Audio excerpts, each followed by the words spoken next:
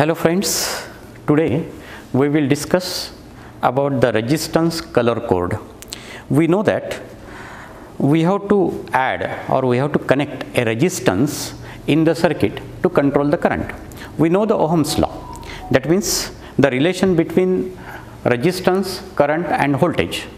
If we have applied a particular potential difference to the circuit, the current should be controlled using the resistance. See here, let us suppose this is a battery, for example of 10 volt. Now if we connect a resistance of 5 ohm into the circuit, then what will be the amount of current flowing through the circuit? We can calculate it using the Ohm's law. The relation for Ohm's law is V is equal to IR. Therefore we can calculate the current as I is equal to V divided by R. Here the current flowing through the circuit is 2 ampere. Now this 2 ampere current is very big current. Now we have to measure or we have to control the current. That means we have to, if we have to decrease the current, we have to increase the value of resistance connected in the circuit. How we can use the higher value resistance? How we can change the resistance? Just by using the symbol, it is not possible to change the resistance. We have to connect the real value of resistance into the circuit. Where these real values are present? Generally, if we take a particular conductor having a specific length and specific area of cross section, and if we connect this conductor into the circuit, then this conductor acts as a specific resistance. For example, we can say X ohm. But the resistance of this conductor is exactly not known. The resistance of conductor is depend upon its dimensions, its area of cross section, even though the surrounding temperature also.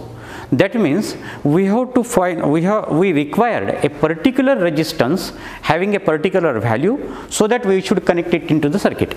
That means if we have to decrease the current from 2 ampere to 1 ampere, we have to increase the resistance from 5 ohm to 10 ohm. That means we have to increase the resistance twice, so that the current will decrease to half of its initial value. लक्षात येते तुमच्या? काय करायचं आहे आपल्याला? आपल्याला circuit मधून flow होणारा करंट बदलायचा आहे. सर्किट मधून फ्लो होणारा करंट जर बदलायचा असेल तर आपल्याला सर्किटचं रेजिस्टन्स बदलावं लागेल. सर्किटचं रेजिस्टन्स कसं बदलायचं? एखादा कंडक्टर त्या ठिकाणी सिरीज मध्ये जर लावला तर सर्किटचं रेजिस्टन्स बदलू शकतं, पण आपल्याला हे करेक्ट माहित असायला पाहिजे की या कंडक्टरचं रेजिस्टन्स किती आहे, म्हणजे त्याप्रमाणे आपल्याला ठरवता येईल की त्या ठिकाणी कुठला रेजिस्टन्स लावायचा आहे. मग आता हे कसं कळेल आपल्याला की कुठल्या याचा रेजिस्टन्स किती असतो? तर त्यासाठी आपल्याला ऑलरेडी मॅन्युफॅक्चर्ड रेजिस्टन्सेस आहेत. आपल्याकडे इंडस्ट्रीमधून रेजिस्टन्सेस तयार होऊन येतात, वेगवेगळ्या व्हॅल्यूचे रेजिस्टन्सेस तयार होऊन येतात आणि ते रेजिस्टन्स आपण वापरू शकतो. मग आता कोणते असतात हे रेजिस्टन्स साधारणतः? तर ह्या रेजिस्टन्सचा जर आपण विचार केला तर आपल्या लक्षात येईल की आपल्याला 2 प्रकारचे रेजिस्टन्स असतात. त्याला आपण टाइप असं म्हणूयात. टाइप्स कोणते कोणते? पहिले आहेत कार्बन कंपोजिशन.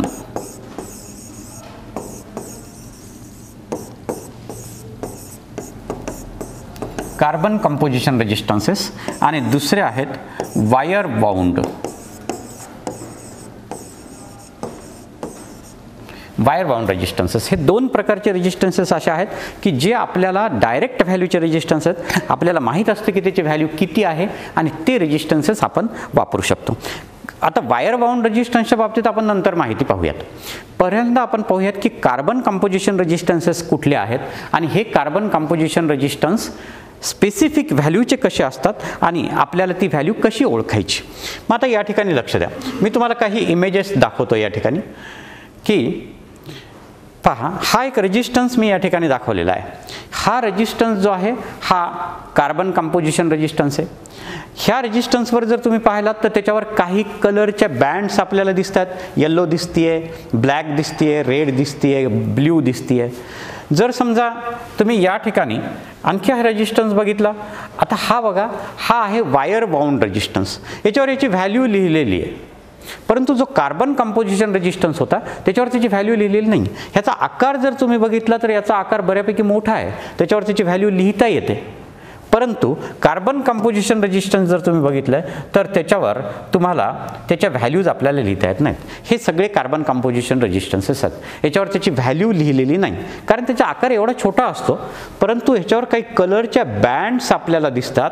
या कलरच्या बँड्स वापरून, या कलरच्या बँडचा उपयोग करून आपण त्याची व्हॅल्यू ओळखू शकतो. म्हणजे आपल्याला आज काय शिकायचं आहे, we have to determine the value of resistance by using the colour bands which are painted on the body of this resistance. आपल्याला काय शिकायचं आहे तर ह्या रेजिस्टन्सवर ज्या काही कलर बँड्स आहेत त्या कलर बँड्सच्या सहाय्याने त्याची व्हॅल्यू आपल्याला ओळखायची. मग आपल्याला एकदा त्याची व्हॅल्यू मिळाली की आपण तो स्पेसिफिक रेजिस्टन्स त्या ठिकाणी जोडू शकतो. मग आता आपल्याला कोणते कसे कसे रेजिस्टन्सेस ते पहा. आता या ठिकाणी मी तुम्हाला सांगतो की हे वेगवेगळे रेजिस्टन्सेस आहेत. थोडं मी झूम करून तुम्हाला दाखवतो की या ठिकाणी पहा हे वेगवेगळे रेजिस्टन्सेस आहेत. या कुठल्यावरही याची व्हॅल्यू लिहिलेली नाही. मग आपल्याला काय करायचं की ह्याच्या वेगवेगळ्या कलर्सच्या सहाय्यानं आपल्याला त्याचं रेजिस्टन्स मोजायचं आहे. आणि मग एकदा आपल्याला हे कळालं की याचं रेजिस्टन्स किती असतो तर आपण ते मोजू शकतो. That means we have to measure the resistance by using the colour bands which are painted on the body of the resistance. See here. मग आता आपल्याला कसं मोजता येईल आपण हे बघूयात. यासाठी आपण काय करत असतो, यासाठी आपण इथं एक चार्ट बघा. ह्या चार्टच्या सहाय्यानं आपण त्या रेजिस्टन्सची व्हॅल्यू मोजत असतो. लक्षात घ्या परत एकदा, we have to measure the value of resistance by using the colour code. एक कलर कोड आहे, एक चार्ट आहे. त्या चार्टचा वापर करून रेजिस्टन्सच्या बॉडीवर जे काही रंगाच्या पट्ट्या आहेत त्या पट्ट्याच्या सहाय्यानं आपल्याला त्याची व्हॅल्यू मोजायची आहे. We have to measure the resistance by using the colour codes which are mounted on the body of the resistance. See here. There are generally 4 colors on the body of the resistance. This is first color. Here it is shown by a red line. This is second color. It is shown by orange band. The next is a multiplier that is shown by yellow band, and last is tolerance. It is silver. That silver color is there. म्हणजे एखाद्या रेजिस्टन्सच्या बॉडीवर त्याच्या याच्यावर कशा प्रकारच्या रंगाच्या पट्ट्या आहेत आणि त्याप्रमाणे आपण याचं रेजिस्टन्स मोजू शकतो. आता लक्षात घ्यायचं, पहिली कलर बँड जी आहे त्यासाठी आपण एक पहिला नंबर लिहायचा. मग आता हे नंबर कसा लिहायचा तर बघायचं की ह्या रंगाशी रिलेटेड ह्या टेबलमध्ये कोणता रंग नंबर दिला आहे. जसं की रेडसाठी 2 नंबर दिला आहे. सेकंड त्याचा कलर आहे ऑरेंज, ऑरेंजसाठी 3 नंबर दिलेला आहे. थर्ड कलर आहे येल्लो, येल्लोसाठी 4 नंबर दिलेला आहे. इथं सिल्वर जे आहे, इथं या ठिकाणी सिल्वरसाठी 10 असा टॉलरन्स दिलेला आहे. म्हणजे ह्या टेबलचा वापर करून आपल्याला रेजिस्टन्सची व्हॅल्यू मोजायची. आता कशी मोजायची हे लक्षात घ्या की या ठिकाणी ह्याचा पहिला रंग आहे रेड. रेडसाठीचा कलर आहे 2, म्हणजे नंबर 2 आहे. मग आपल्याला ही व्हॅल्यू लिहिताना कसं लिहायचं की पहिल्यांदा 2 लिहायचं. त्यानंतर दुसरा डिजिट जे आहे ते आहे ऑरेंज कलरचं. ऑरेंजला नंबर आहे 3, म्हणजे लिहायचं 2 आणि 3 म्हणजे साधारणतः 23 झाले.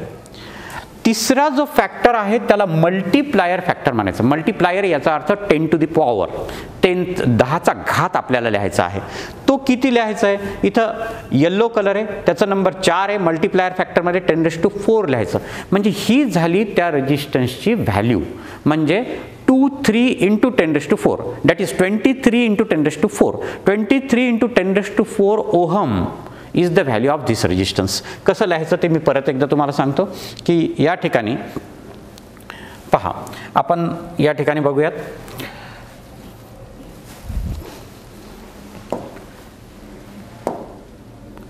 पहा आता या ठिकाणी लक्षात घ्या की आपल्याला पहिला रंग रेड होता म्हणून मी असं लिहितो R = रेडसाठी 2 होता नंबर.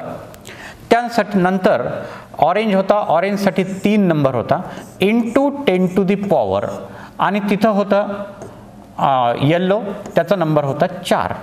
एवढे ओहम हा रेजिस्टन्स आहे. याला आपल्याला असंही लिहिता येतं R = 230 into 10 to the power 3 ohm. Power आपण ॲडजस्ट केला, इथे एक व्हॅल्यू वाढवली आहे, पॉवर कमी केला, म्हणजेच ह्या रेजिस्टन्सची व्हॅल्यू झाली 230 किलो ओहम. ह्या रेजिस्टन्सची व्हॅल्यू आपण कॅल्क्युलेट केली. कशाच्या सहाय्याने कॅल्क्युलेट केली? कलर कोडच्या सहाय्यानं. म्हणजे पहिलं डिजिट आपण या ठिकाणी लिहिलं, दुसरं डिजिट आपण त्या नंबरप्रमाणे लिहिलं, तिसरा आहे टॉलरन्स तिसरा आहे मल्टिप्लायर फॅक्टर. मल्टिप्लायर फॅक्टरच्या सहाय्यानं त्याची व्हॅल्यू लिहिली. हे जे रेजिस्टन्स तयार केलेले असतात हे रेजिस्टन्सेस हे या पद्धतीनं पहा. हे जे रेजिस्टन्स तयार केलेले असतात हे रेजिस्टन्स कार्बन कंपोजिशनचे रेजिस्टन्सेस आहेत. कार्बन कंपोजिशन याचा अर्थ ते कार्बन मटेरियलचे तयार केलेले असतात. त्यामुळं काय होत असतं की कधी कधी हे तयार करताना याच्या व्हॅल्यूमध्ये थोडा फरक पडतो. म्हणजे जसं आत्ता आपण पाहिलं की 23 × 10⁴ एवढी त्याची व्हॅल्यू होती, पण एक्झॅक्टली जर तुम्ही त्याची मल्टीमीटरच्या सहाय्याने व्हॅल्यू मोजली तर ती कमी जास्त येऊ शकते.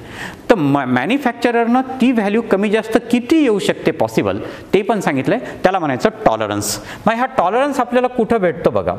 तुम्ही हा जो टेबल बघितला तर ह्या टेबलमध्ये नेक्स्ट नंबर जो आहे हा टॉलरन्सचा नंबर आहे. हा टॉलरन्स म्हणजे या ठिकाणी टॉलरन्ससाठी सिल्वर कलर आपल्याला दिलेला आहे. इथं टॉलरन्सचा एक कॉलम आहे आणि त्या ठिकाणी सिल्वर कलरसाठी 10% टॉलरन्स आहे. याचा अर्थ ह्या रेजिस्टन्समध्ये जी काही आपण याची व्हॅल्यू काढली त्या रेजिस्टन्समध्ये आपल्याला 10% फरक पडू शकतो. 10% कमी किंवा 10% जास्त अशी व्हॅल्यू त्याची मिळू शकते आणि या पद्धतीनं आपण रेजिस्टन्सची व्हॅल्यू फाइंड आउट करू शकतो. ह्याला म्हणायचं रेजिस्टन्स कलर कोड. हा टॉलरन्समध्ये कधी गोल्डन बँड असेल, या ठिकाणी गोल्डन बँड असेल तर तिथं फक्त 5% टॉलरन्स, याचा अर्थ 5% त्याच्यात बदल होऊ शकेल. कधी तिथं व्हाईट बँड असेल किंवा पर्टिक्युलरली नो कलर आपण त्याला म्हणू की नो कलर, कुठलाही कलर नसेल त्या ठिकाणी, म्हणजे चौथा कलरच नाही आहे, तर त्या ठिकाणी त्याला 20% टॉलरन्स आपल्याला मिळू शकतो. अशा पद्धतीनं कलर कोडच्या सहाय्यानं, ह्या कलर कोड चार्टच्या सहाय्यानं आपण त्याच्या व्हॅल्यू मोजू शकतो. आता तुम्ही म्हणाल की हे सगळे कसे लक्षात ठेवायचे? हो, we can remember all this colour and its particular sequence. तर त्यासाठी आपल्याला एक वाक्य आहे, त्याला असं लक्षात ठेवायचं. मी हे वाक्य या ठिकाणी लिहितो आणि तुम्हाला परत हे कम्पेअर करून पण दाखवतो की इथं आपल्याला लिहिता येते बी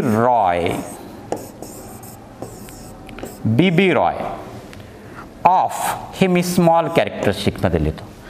ग्रेट ब्रिटन हे परत कॅपिटलमध्ये लिहिलं. हॅज हे स्मॉलमध्ये लिहिलं, हे सोडून द्यायचं आहे आपल्याला स्मॉलमधले. हॅज व्हेरी गुड वाईफ, असं याला लक्षात ठेवायचं. यापैकी ऑफ आणि हॅज हे आपण सोडून द्यायचं. म्हणजे B Roy, Great Britain, very good wife. ह्याची सिक्वेन्स कशी आहे? ह्याला नंबर द्यायचे 0 1 2 3 4 5 6 7 8 आणि 9 हे त्याचे नंबर्स आहेत. म्हणजे पहिला कलर असतो ब्लॅक, त्याची व्हॅल्यू 0, दुसरा ब्राऊन त्याची 1, तिसरा रेड त्याची 2. आता आपण बघितलं की रेडसाठी आपण 2 व्हॅल्यू वापरली.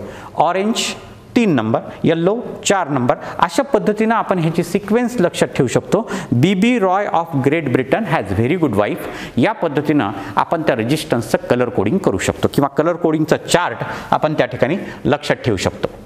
पुन्हा एकदा आपण ते चार्टकडे येऊयात आणि परत पाहूयात की या ठिकाणी आपल्याला काय मिळू शकेल. पहा, B Roy Great Britain very good wife. म्हणजे पहिला जो रंग आहे तो ब्लॅक, ब्राऊन, 0 पासून नंबरिंग सुरू करायची आणि त्याप्रमाणे आपल्याला जो काही कलर सिक्वेन्स आपल्याला मिळेल त्याप्रमाणे ह्याची व्हॅल्यू मोजायची. मग आता आपण एक बघूयात की ट्राय करूयात की वेगळ्या एखाद्या रेजिस्टन्सला आपल्याला काय म्हणता येईल. आता इथं बघा, हा मी 3 नंबरचा रेजिस्टन्स या ठिकाणी घेतो. 3rd नंबर कोणती कलर सिक्वेन्स आहे? इथं आहे पहिला ब्राऊन, नंतर ग्रीन, नंतर रेड आणि नंतर गोल्डन कलर आहे. मग आता ब्राऊनसाठी आपल्याला नंबर किती आहे? 1, ब्राऊन 1. ग्रीनसाठी किती आहे? 6. रेडसाठी 2. म्हणजे या ठिकाणी 16 झाले. 16 × 10⁻². असं आपल्याला या ठिकाणी ह्या कलर सिक्वेन्सच्या सहाय्यानं करता येऊ शकतं. पहा ह्या चार्टमध्ये ग्रीनसाठी आपल्याला ग्रीनसाठी 5 कलर आहे. म्हणजे आपल्याला पहिला ब्राऊन होता 1, नंतरचा होता ग्रीन 5, म्हणजे ह्याची व्हॅल्यू झाली 1 5. तिसरा होता रेड 2, म्हणजे त्याचा पर्सेंटेज म्हणजे मल्टिप्लायर फॅक्टर झाला 10⁻², म्हणजे तो झाला 1 5 × 10⁻², म्हणजेच 1.5 इंटू 10⁻³ म्हणजे हा रेजिस्टन्स 1.5 किलो ओहमचा रेजिस्टन्स होता. त्यात एक गोल्डन बँड होती. त्या गोल्डन बँडमध्ये गोल्डन याचा अर्थ 5% टॉलरन्स म्हणजे ±5% असं आपण त्या ठिकाणी लिहू शकतो. अशा पद्धतीनं आपण कलर सिक्वेन्सच्या सहाय्यानं किंवा या पर्टिक्युलर चार्टच्या सहाय्यानं आपण त्याचं व्हॅल्यू फाइंड आउट करू शकतो. मग हे जे वेगवेगळे रेजिस्टन्सेस आहेत आपल्याकडे, हे पहा, हे वेगवेगळे रेजिस्टन्स आहेत. मग ह्या वेगवेगळ्या रेजिस्टन्सवर वेगवेगळे कलर्स आहेत आणि त्या चार्टच्या सहाय्यानं आपण यावरचे सगळे कलर्स फाइंड आउट करू शकतो आणि जो रेजिस्टन्स आपल्याला पाहिजे तो रेजिस्टन्स आपण आपल्या सर्किटमध्ये कनेक्ट करू शकतो. Okay, thank you.